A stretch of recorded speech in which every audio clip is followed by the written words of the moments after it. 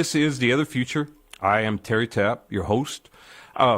This show comes to you every other week with a different guest, and we interview and talk about usually issues that aren't in the media, that aren't being addressed. The media meaning the corporate, I hate to even say mainstream media, but the corporate media that we all unfortunately get on a regular basis. My guest this week is Jon Bailes. Jon Bailes is a social theorist from England, living in Cyprus at this time. He specializes in theories of ideology. He's an author and a freelance critic, and you can read some of his writing at the stateofnatureblog.com. That's all one word, no spaces, stateofnatureblog.com. So thank you for calling, Jon. I have so many international guests that it's odd. It's always this, attempt to link up from the radio station itself to wherever my guest is at the moment. But thank you. So tell me a little about you've got a book coming out, and tell me a little about your background. Yeah. Okay. Well, I'm from England. I've studied in the University of London. I've done got a PhD from there in European Studies. I write a lot about ideology and neoliberalism and how ideology is kind of expressed through culture in various ways, especially. And the book I've written that came out a few months ago, which is called Ideology and the Virtual City, Video Games, Power Fantasies and Neoliberalism. It's about the ideology of neoliberalism, but looking at it through video games and how it is expressed in different ways. The kind of neoliberal ideology is expressed in different ways through different games, and kind of comparing these different aspects of them. As I was reading your book, I realized why I wanted to have you on originally, which is because the very impetus for your book underlies a lot of my impetus for having a program. You address what we could call neoliberal logic, we could call capitalism. You're not necessarily merging the two, but the general ideology that we can't seem to escape from right now. And can you say more about that? I called it neoliberalism, to sort of distinguish it as a kind of the modern or contemporary version of capitalism, and how it comes from neoliberal economic ideas. This ideology and culture that goes with that. It's a sort of an expression of neoliberalism as an economics as well. So it's based on concepts such as individualism, really making the individual the center, and everyone supposedly being independent, and also on obviously competitiveness and personal responsibility for your own circumstances and situation. And this kind of idea we get throughout culture these days, where everything is, it's up to you as an individual to be responsible for your own circumstances and responsible generally for everything, it seems. It's never the state's responsibility or, the responsibility of institutions or society as a whole. It's everything's a sort of conglomerate of individual wants and individual desires. So I think it comes from that. Hello? Hello?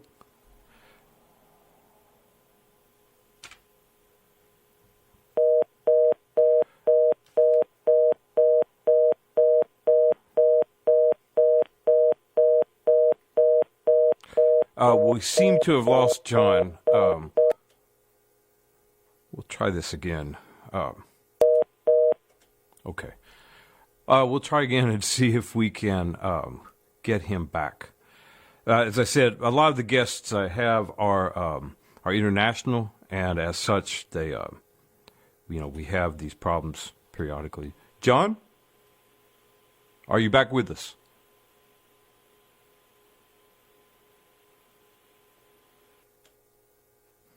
What Jon was beginning to talk about was, as I said, something that has been a recurring theme on this program, which is that we can't seem to imagine getting out of a neoliberal logic of capitalism. We can't imagine anything else.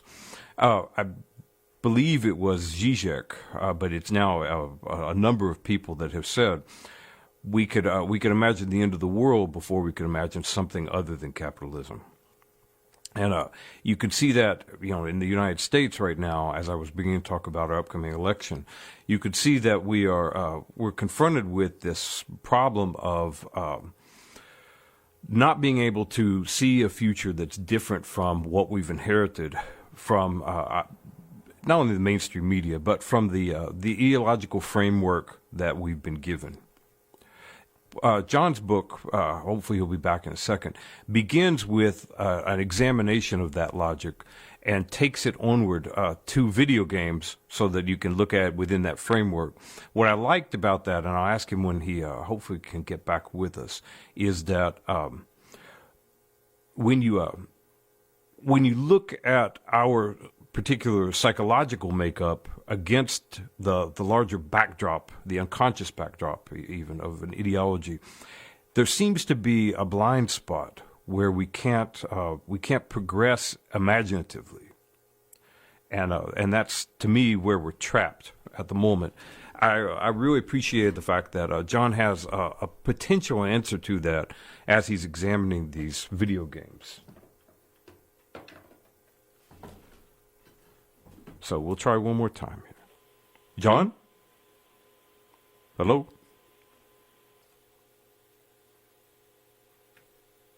Okay. Well, hopefully he'll get back with us, and we can explore that. I'll return for the moment to what I was going to talk about is our voting machines. And in Clay County, Kentucky, in 2006, I believe 2002 to 2006, there was a mass voter fraud. It was uncovered because one of the people, the lower level people who'd been involved with the voter fraud, was actually picked up as part of a drug sting and rolled over on the authorities, or rolled over to the authorities from his employers. His employers being I believe, county commissioner, people in the city council, and so forth in Clay County. What he talked to them about was that there had been this ongoing scam using the ES&S iVotronic machines for years. They've been doing this. So the elections in Clay County, even the federal elections that were run through there, were fraudulent. The ease with which these people in Clay County can manipulate votes shocks me, and the fact we don't seem to know much about this at all. It's not in the national news how easy it is for us to tamper with the votes. Right now, and I need to confirm this, but there apparently has been a report that the voting in Iowa, as they're examining the machines, is already showing irregularities and a particular slant of irregularities. We're going to try back and see if Jon is here again. Jon? Are you with us? Okay. Well, we'll wait for him, and if we have to, we'll reschedule, because I think he has some important things to say about our dilemma of imagining any sort of other world. So to return to that, it appears that we can't imagine what a future would be if it were not exactly like it has been, if it were not in this model that we especially have inherited from Reagan onward, where the individual has to take care of him or herself, where the individual is responsible, where there is no ability to come up with any sort of meaning any sort of plan to our lives that lies outside of self-interest, gratification, individual gratification, individual aggrandizement. And I feel like if you go back to even the European Middle Ages, there are possibilities within there that that allow for us to embed our suffering in a grander narrative, that allow for us to understand that our place, our very small place in the universe, is woven into a larger tapestry. And I think a lot of the suffering that we're dealing with right now is because the individual, us, me, you, cannot put together any sort of meaning past, the latest purchase or a promotion at work, should you have a job, or digits in your bank account, which seem to be one of the main things we have coming from our society at this point, that you can rack up these little points. I think as we're looking at the election, we're looking at Bernie Sanders, for instance, and this term democratic socialist. The very idea that we could take responsibility and concern for our neighbor is shocking. There was a rally recently where Sanders asked people to turn to their neighbor, the neighbor, literal neighbor, the person beside them, and imagine caring about that person's welfare. I think something like this at this point is as I said, so shocking to our sensibilities as Americans that it harkens to the possibility of a new world. I was reading years ago a book on some reports of tribal people living in a so-called tribal setting, a village setting in Africa, that had traveled to the United States, and they were shocked at homelessness. Homelessness is a phenomenon that we would not, or they would not experience. You would be taken in, and most people living in a more traditional setting like that would not let someone lie out in the middle of the village, or the outskirts of the village, of course, as we do. The fact that we have a candidate now who's talking about that, I think whether that person gets a nomination and, of course, gets the office, wins the election, whether or not that person gets in, the very fact that we've begun to break free from this older understanding, this older ideology, is very promising. On other things, I had some notes too. I also want to talk about, was finishing up the book Against the Grain. This is by James C. Scott. Scott is an anthropologist. He's done a lot of writing. I think he's at Yale, and I think he is in the agricultural studies department at Yale, or perhaps history, specializing in a particular department of agricultural studies. Scott writes about the development of civilization. He writes about specifically how we got from whatever it was we were doing, we call it hunter-gatherer, but whatever it was we were doing, to the state, to Uruk and Sumer, to those societies, and the proto-dynasties of China, eventually Rome, and eventually the world we live in today. He talks about, for instance, one thing we don't seem to realize is there was a world in which we could we actually were not so much nomadic, but were sedentary people, but didn't group ourselves into the walled construction and a managed construction we call the state. In fact, there's evidence that there was a 5,000-year period from from sedentism, from the ability to park ourselves, to the actual arrival of agriculture, and with agriculture, the state. It seems as though you could separate out our ability to form villages to form not cities, but to form some sort of interlaced existence without that of a state. The state actually had its origin, it appears, in a collection of people, in putting people together, and to create a monoculture. This is grains. I think. Let me take this. I think our guest is back. John, are you back with us? I am, yes. I don't know what happened. Got kicked out of Skype and all sorts of things, but it seems okay now. Oh, okay. Well, it's, as I've explained, we have international guests, and often the international lines are crisscrossed here, especially as we're going through different technologies. So I'm sorry, but we were talking about with you, and I began to talk about this in regard to the U.S. election, but we can't seem to see our way out of neoliberalism, of capitalism, of this current moment. And yeah. I have asked many times, many guests, their take on that. And I found that you began to have their take on that question of why are we burdened with this inability to see something else. And can you say something about your take on that? Yeah, well, I think that there is a good reason why it's so hard to think of a way out of it. It's because it is so pervasive in the first place.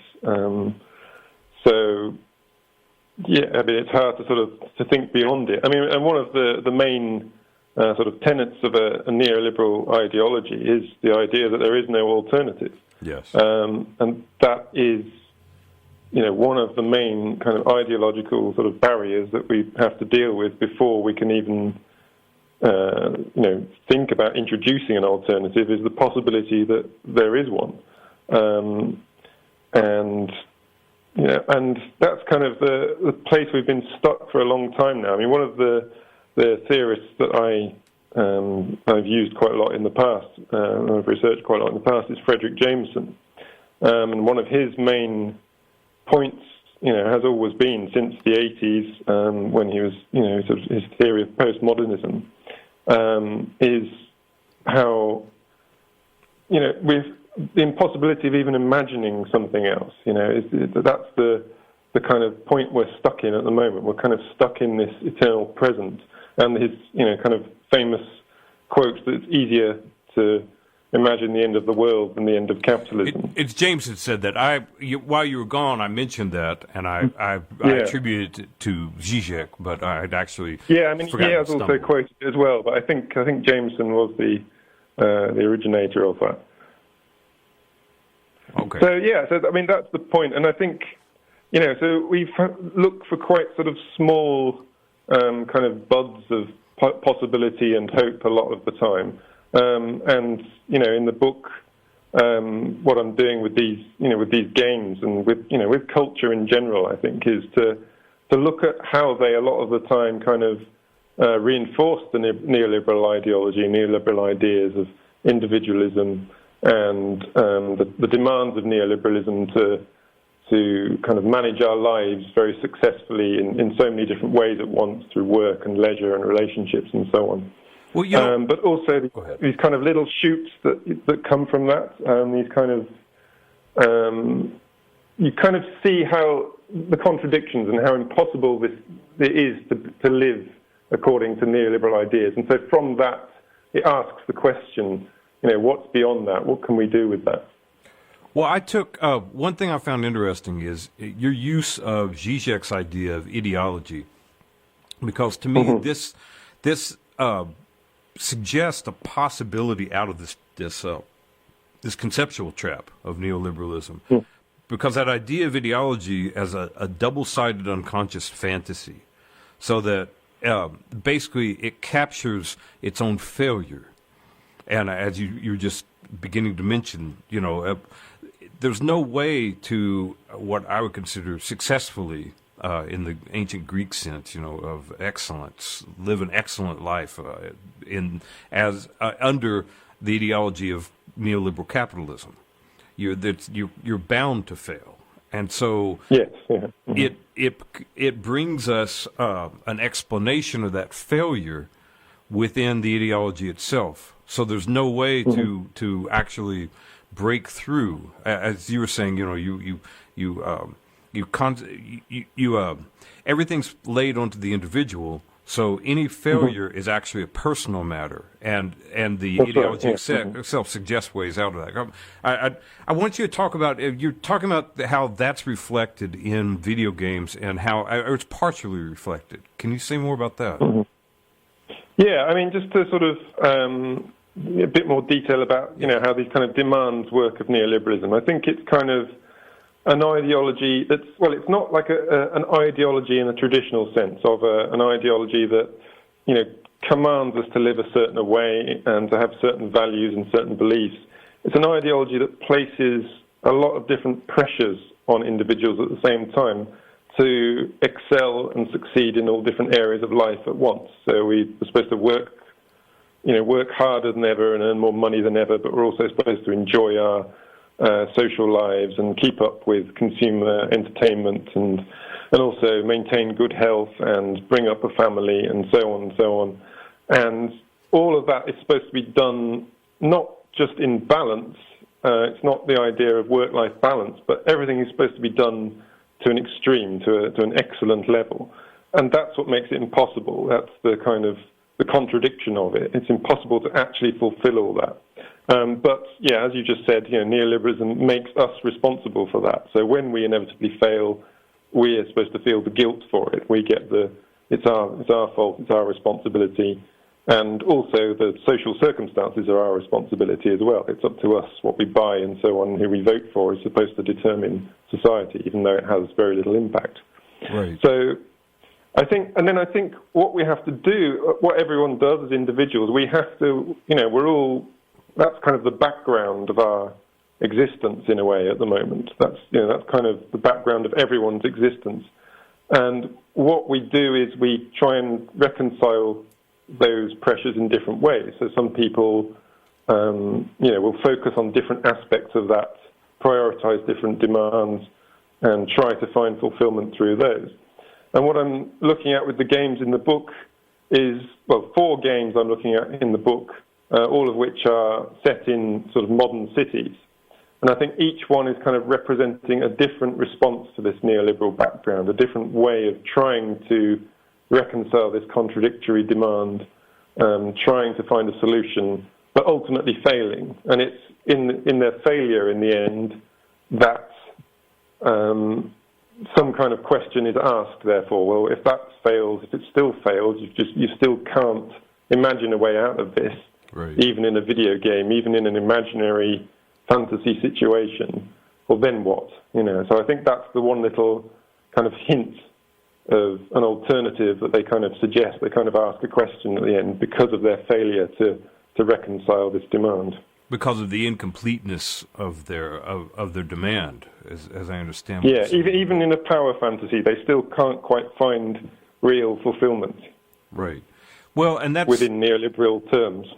That's what you're referring to under cognitive mapping, which I think is another very valuable concept because we can't seem to understand the larger network of cause and effect that links us to despair, that links us to our inability to be effectual in our lives. Mm-hmm. Let's talk about some of these games. You mentioned 4 games and 4 possible responses, incomplete responses to I guess the pressures of neoliberalism.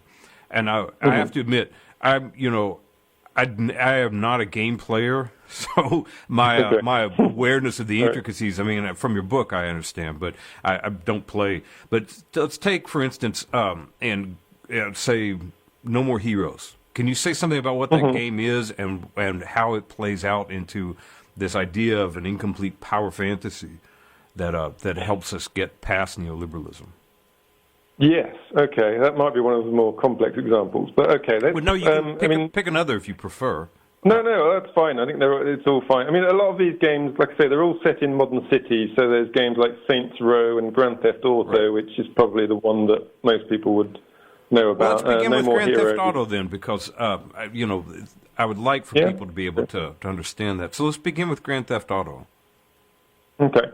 Yeah. So with a game like Grand Theft Auto, so it's what's called an open world game. It's just set in a large open area, which is based on a city. I mean, Grand Theft Auto 5, which is the game I talk about in the book, is set in a version of, California, really, Los Angeles, and so on, and surrounding areas. And it's a huge, detailed city that you as a character can move around and play with in different ways.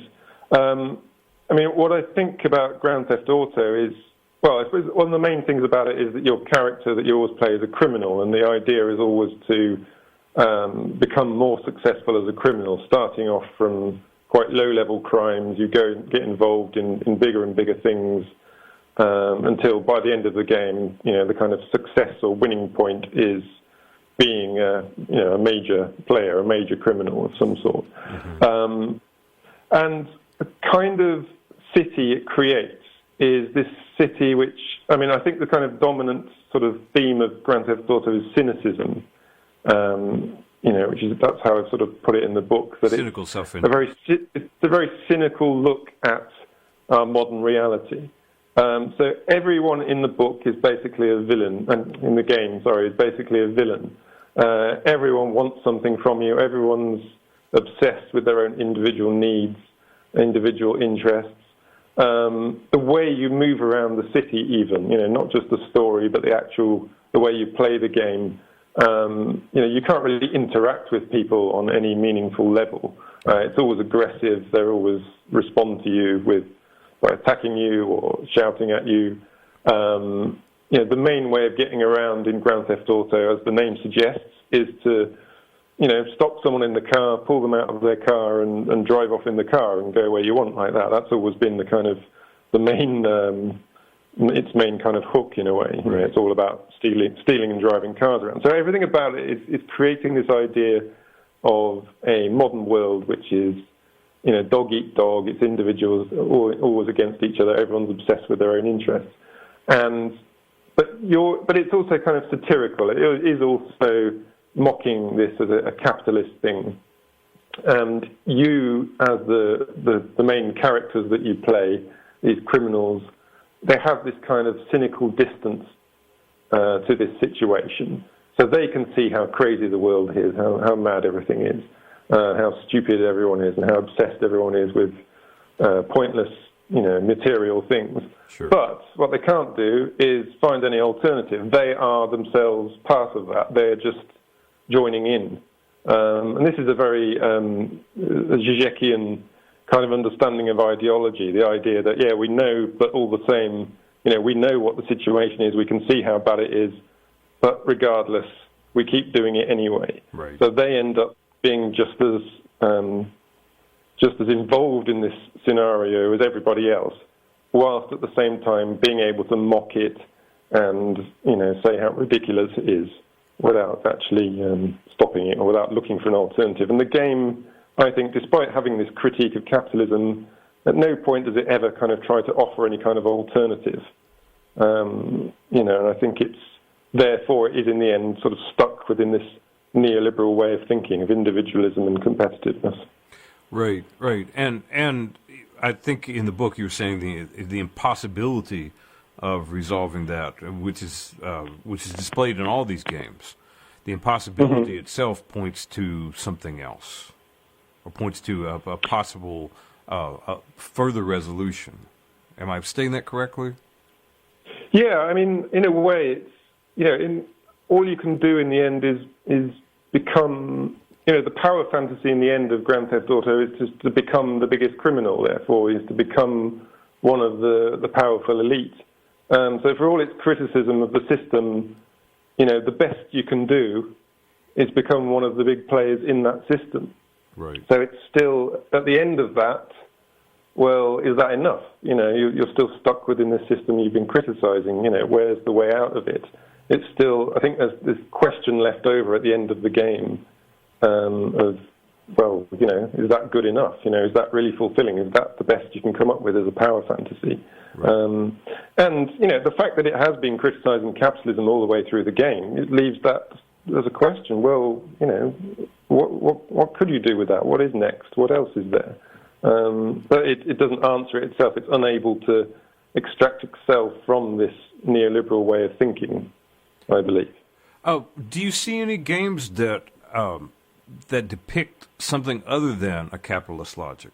That that allow for, like you're saying in the book accurately, I believe, how the background always remains the same, which to me is the central question of how to kick neoliberal capitalism out out of our lives, because we make these changes and the background remains the same. When we were trying to get our line working here, I was talking about the upcoming United States presidential election, and we have this difference potentially somewhat with Bernie Sanders, but all the other candidates basically allow for a move that is a non-move, a move within a board of predetermined and very well-managed options, which is no choice at all, essentially. And that's what's happening in these games, as I understand what you're pointing to. It's like you can't change the background, and ultimately you're still, even if it's an open-ended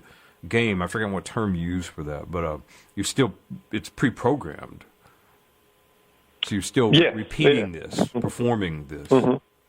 Yeah. I mean, games, in a way, they are structured very similarly, I think, to a neoliberal capitalist society. I mean, there literally is, when you're playing the game, if you're following the game to its end, there literally is no alternative. I mean, we say it in society, there is no alternative, but, with the understanding, well, there would be if everyone tried to realize an alternative. In a game, it's literally hard programmed in, it's hardwired in that you either play the game in this way or you stop playing the game. That's the only alternative, is to stop.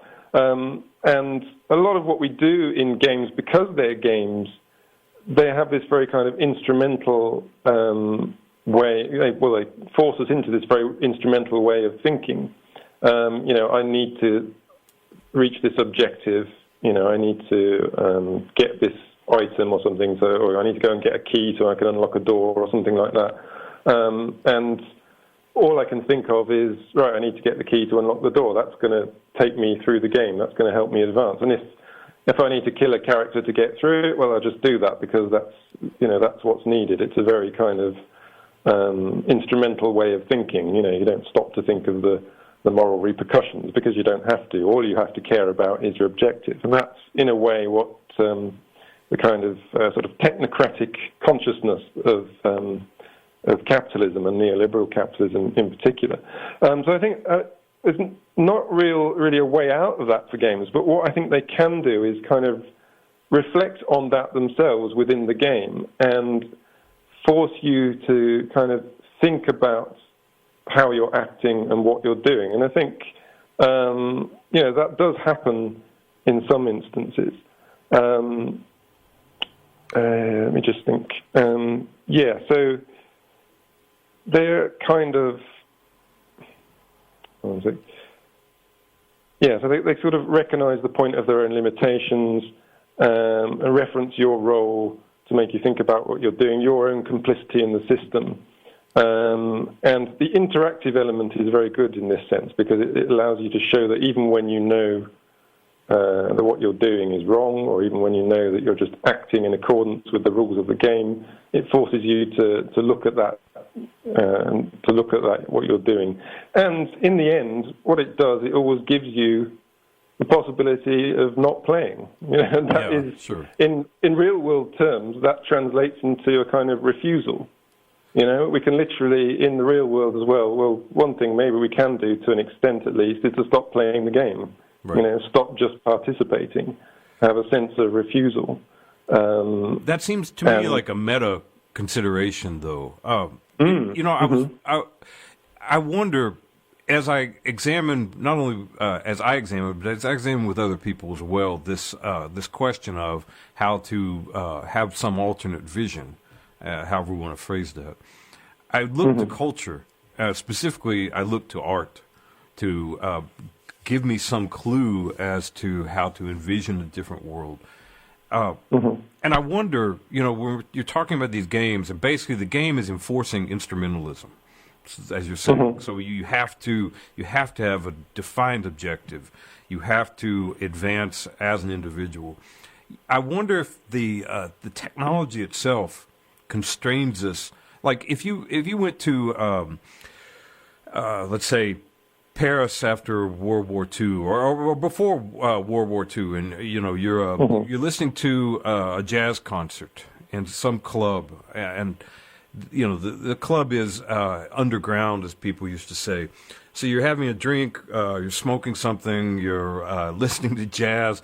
The behavior that you are enacting, they are performing, if you want to say those words, is spreading out because the behavior of women is different. It's much more emancipatory. The social context, like we're basically like that particular so-called underground concert performance is promising a liberation that isn't necessarily available in a capitalist logic. And neoliberalism, I mean, Hayek and so forth wasn't a thing, actually, in Paris in 1920, say. But, that particular, I hate to call it technology, but that particular cultural instantiation, playing jazz and getting high and, socializing and such, has a different structure than the game. And you don't have to have that instrumentalist logic. And I wonder if we're trapped in part because that logic has been demanded and naturalized by our technology. Yeah, I should think to an extent. Yeah, I mean, I suppose there is one other thing that needs to be said about games. I mean, the ones I'm talking about in the book are individual experiences, single-player games, whereas there are, of course, lots of multiplayer games and massively multiplayer games, online games. If you look at, something like World of Warcraft or something, one of these, it's what they call a massively multiplayer online game. And you have these communities that can build up there. Right. And not just follow strict missions things, but there have been, events organized around these communities, like, people getting married online, and then, all the other characters are there as well, and so on. So you can kind of see, like social media in a way, there are ways in which it can bring people together as well as be this kind of isolationist, very objective-oriented kind of play. Right.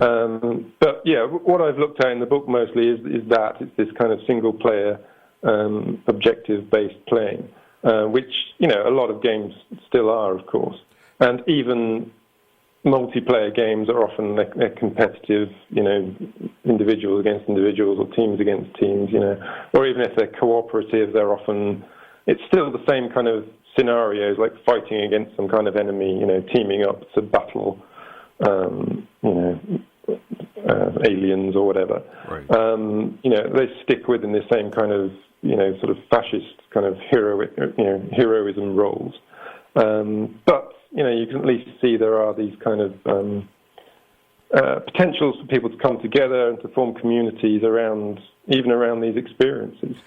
So do you think those kind of multiplayer games with their potential community, it's hard for me to call it community because it's virtual, but at the same time I don't want to be bigoted or flesh bigoted, real space bigoted, but against a virtual community.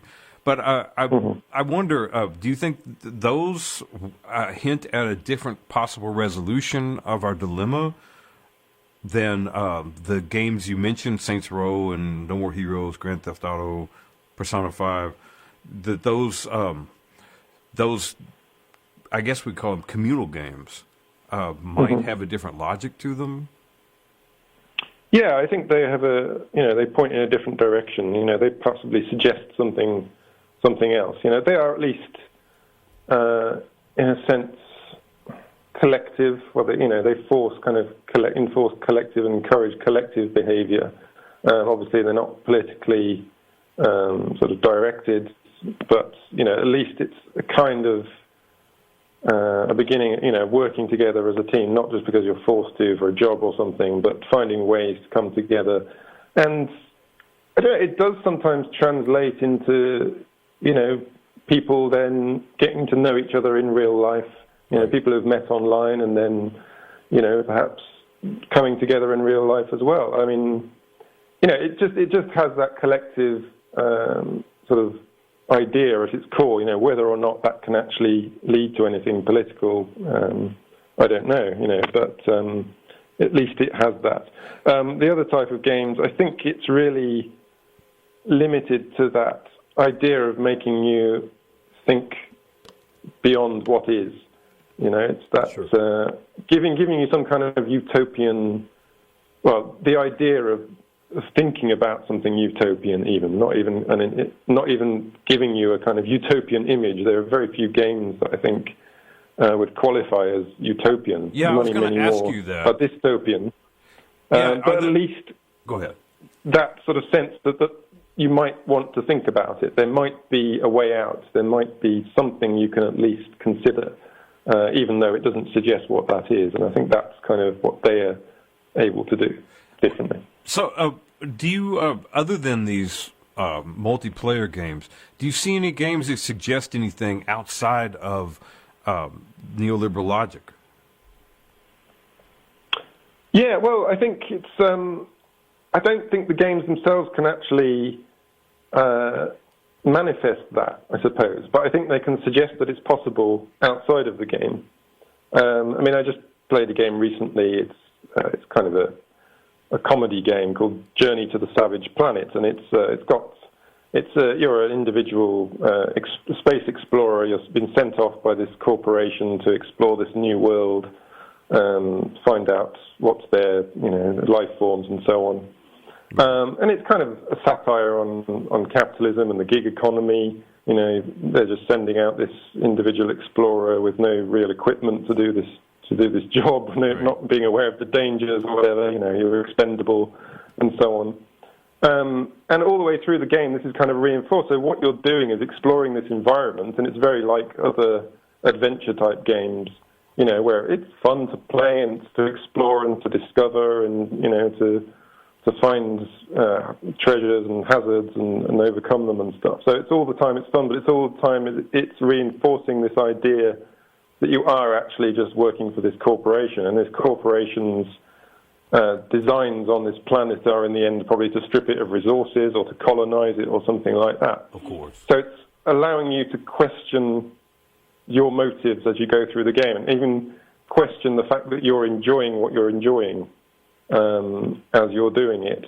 So it's not able to show you, it doesn't really give you an alternative. I'm not sure that there's anything you can do, again, within the game that would stop you from being this kind of pawn of this company.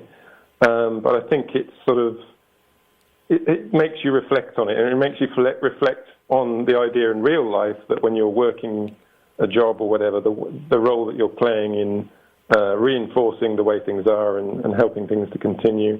And therefore, it asks the question, at least, what could we do? Is there any way of taking a step back from this? Is there any way of extracting ourselves from this and living a life which isn't just perpetuating the system? I'm wondering if what you've been pointing out with these is this tension that comes from having no ability to see an alternative. And I'm wondering if within the logic of any of these games or any possible game, there's a way of mobilizing that tension itself as part of the game rather than as a structural feature, as a content feature, if that makes sense. If there could be something, and again, it would still have to be, I guess, if it's single player, an instrumentalist-based mode but it could at least like use maybe the inability to come up with an alternative as the motivator. I'm trying to think what that would even be. But I'm kind of replicating the problem itself in that conception. But if you had some sort of almost like a fun house or a world of mirrors, or that's a fun house, something like that, and you have to escape from it, but the escape doesn't involve more rewards within the context of the fun house or the haunted house or the world of illusion. I think weren't there some Buddhist-oriented games at one time that came out. I'm not like I said, I'm largely ignorant of games, but I know that there was a push there was a game about regaining your soul or something like that back in the 90s. I'll have to actually look that up, but it strikes me that there is a possibility of focusing on that inability to have a vision as the gameplay itself, rather than this background of inescapability. So, what do you have anything else in the works? Because we're almost out of time, and I wanted to say this again. This is The Other Future. I'm your host, Terry Tapp. My guest this week is Jon Bailes. He has a book that just came out from Zero Books called Ideology in the Virtual City. We've been talking about the ideas in that, and you can check out his work at its stateofnatureblog.com. What else do you have in the works? Yeah, well, that's that's ongoing. That's a blog of interviews where we interview different academics in social theory and political theory. Other than that, I actually do have another book coming out. It's actually based on my PhD, so it's about ideology again. It's about the theories of Herbert Marcuse, Frederick Jameson, and Slavoj Žižek specifically. So that's an academic book that will be available in a few months, I think. Who's the publisher for that? It's Routledge. Could we have you on to talk about that? Yeah. I would love to. Yeah. Marcuse is kind of I have a fetish for his writing in a sense, because as a kid I would pick up some of these books by him, and the Freudo-Marxian, Marxist-Freudian nexus is, to me, very promising, and it's maybe suggestive of some ways out of these dilemmas. But it's to unite our idea of personal psychology and desire with these economic dilemmas, political and economic dilemmas. To me, makes a lot of sense. Yeah, well, that'd be great. Yeah, that would be wonderful. Yeah. Other than that, I'm just writing for various places at the moment. Just freelance writing, a lot of stuff about games currently, but also bits about film and other things for various publications. You can follow me on Twitter at Jon Bailes 3. So you can sort of keep track of what I do there. And that's Bailes. John, thank you so much. I really appreciate you taking time and working with, the coordinating the international calls and such. And, yes, I'm glad we got it sorted out. Yeah, I'm glad we actually got to talk about these things. All right, thank you so much, man. You have a good day. Thanks, bye. I appreciate it. All right.